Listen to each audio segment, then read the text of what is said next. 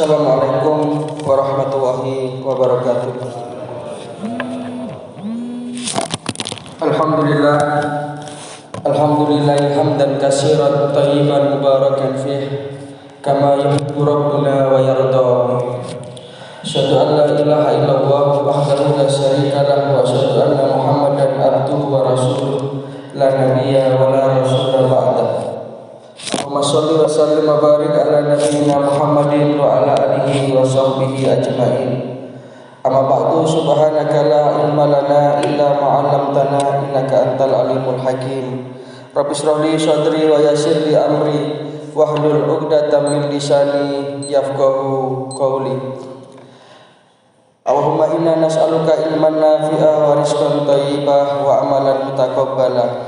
Asbahna ala fitratil Islam wa ala kalimatil ikhlas wa ala dini nabiyyina Muhammadin sallallahu alaihi wasallam wa ala millati abina Ibrahim hanifan muslima wa ma kana minal musyrikin. Bapak Ibu hadirin jamaah salat subuh rahimakumullah. Kita lanjutkan pelajaran kita tentang dosa-dosa besar dengan mengambil rujukan kitab Al-Kabair yang dikarang oleh Imam Adz-Dzahabi. Kita sampai pada dosa besar yang ke-18, yakni syahadatus zur atau qaulas zur, kesaksian palsu atau sumpah palsu. Ini termasuk minal kabair, dosa yang besar. Di dalam Al-Quran surat Al-Furqan ayat 72, Allah Subhanahu wa taala berfirman, a'udzubillahi minasyaitonir rajim, waladzina hum la yashhaduna zur, dan orang-orang yang tidak memberikan persaksian palsu.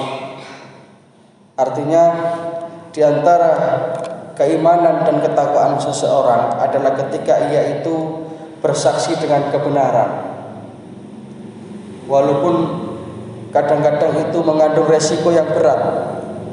Tetapi ketika kita bisa menyampaikan sesuatu yang hak itu adalah hak dan yang batil itu adalah batil, yang bahasa hadisnya itu terkenal qulil haqqu walau kana murrun, itu adalah sebuah nilai keimanan.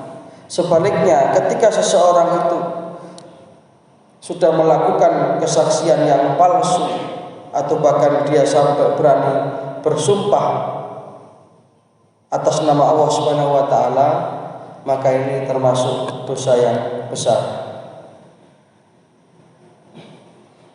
Para jamaah rahimakumullah,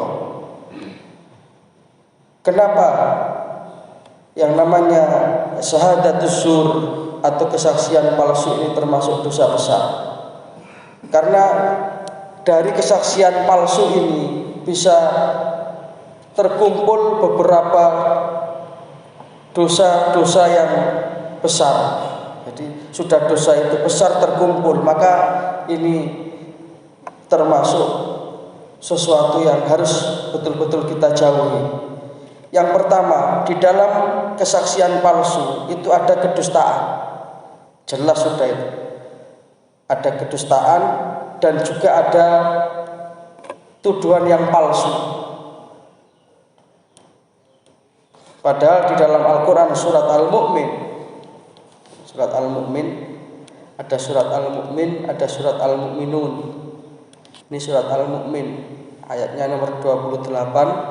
Allah Subhanahu wa taala berfirman, innallaha la yahdi man huwa musrifun kadzabun. Sesungguhnya Allah taala itu tidak akan memberikan hidayah, tidak akan memberikan petunjuk kebenaran kepada siapa man huwa musrifun kadzabun, yakni kepada orang-orang yang melampaui batas dan kadzab. Jadi kadzab itu sigotnya mubalaghah, itu artinya orang yang memang sudah pekerjaannya berbohong. Tidak peduli itu merugikan orang lain atau tidak, ia hanya berorientasi pada kepentingan-kepentingan dunia. Yang penting aku dapat keuntungan, yang penting aku selamat dan lain sebagainya. Ini yang pertama. Akibat dari kesaksian palsu, seseorang itu tentu akan berdusta. Yang kedua, ini jelas ini orang yang melakukan kesaksian palsu ini tentu akan mendolimi orang lain, merugikan orang lain. Sehingga dengan kesaksiannya yang palsu itu, maka orang itu akan dia dolimi, maka orang itu akan ia hancurkan kehormatannya, bahkan mungkin sampai mengorbankan nyawa orang lain ketika ia melakukan sebuah kesaksian yang palsu tersebut. Alangkah besar dan beratnya dampak dari kesaksian palsu ini. Makanya biasanya di dalam peradilan ketika hakim itu ingin mendapatkan satu keterangan dari saksi, itu biasanya disumpah dulu. Sumpah dulu. Yang ketiga, ketika seseorang melakukan kesaksian yang palsu itu, maka berarti dia telah mengambil harta dari saudaranya secara haram. Sehingga Rasulullah SAW mengancam orang seperti ini dengan neraka. Ancamannya tidak main-main. Dalam satu hadis Rasulullah bersabda, "Man qadaitu lahu min haqqin akhihi", barang siapa aku putuskan baginya sesuatu dari hak saudaranya, artinya dia mengambil hak saudaranya dengan cara yang tidak benar, yang itu merupakan haqqin akhihi, hak dari saudaranya, maka Rasulullah SAW mengancam, fa innama aqta'uhu bihi qit'atan minan nar, maka sungguh dia telah mengambil bagian dari potongan api neraka. Ini dampak dari kesaksian palsu. Yang keempat, ketika seseorang itu melakukan satu kesaksian palsu, maka darahnya yang awalnya itu halal, itu menjadi yang awalnya itu haram karena dia orang beriman. Tapi ketika dia sudah melakukan kesaksian palsu, maka darahnya menjadi halal. Jadi demikian beratnya kesaksian palsu ini. Atau kalau di dalam bahasa Indonesia disebut pengecut lah orang seperti ini. Dia dengan enteng saja membolak-balik omongan, memutarbalikkan fakta demi untuk mengambil sedikit saja dari keuntungan dunianya. Padahal itu akan menyebabkan kehormatannya sebagai seorang mukmin itu hancur, sehingga darahnya yang awalnya dilindungi menjadi halal. Rasulullah SAW mengingatkan, ala unabbiukum bi akbaril kabair, maukah kalian aku beritahukan tentang dosa-dosa yang besar, yang termasuk jajaran atas dari al-kabair, dari dosa-dosa besar itu.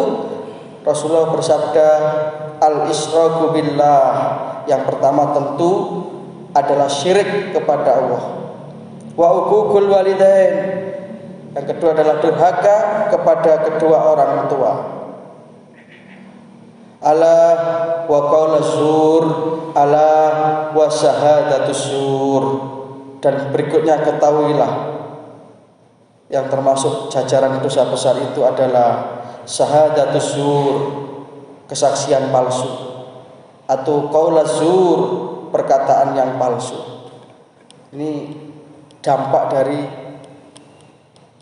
yang namanya syahadatus zur, kesaksian yang palsu. Oleh karena itu di antara tanda-tanda keimanan seseorang adalah ketika ia itu menyampaikan kebenaran walaupun itu beresiko.